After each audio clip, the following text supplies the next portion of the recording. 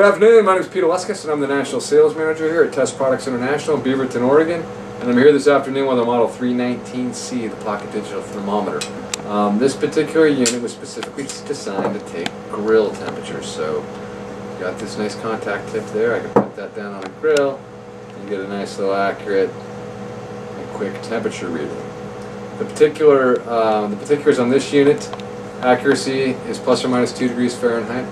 The range, negative 58 to 300 degrees Fahrenheit. It also reads in Celsius. It's got a data hold and a auto power off feature. But by far and away the nicest feature of the 319C and many of the pocket digital thermometers that we manufacture here at TPI is the fact that this is field calibratable.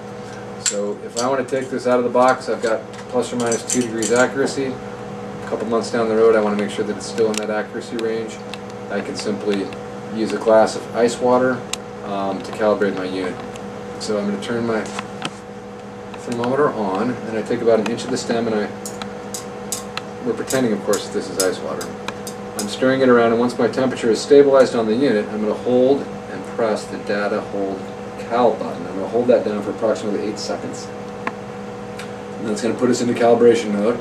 And it's an automatic calibration mode, so at that point you don't have to do anything at all. It'll flash cal at you.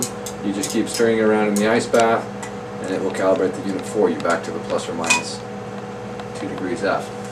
If for some reason your ice water solution is in between 23 and 41 degrees Fahrenheit, such as my warm ice bath is here, then you cannot field calibrate your unit. It won't take a bad calibration, so it'll simply revert back to the old calibration. So if you have that problem, it'll flash error at you, it'll say that it did not calibrate it.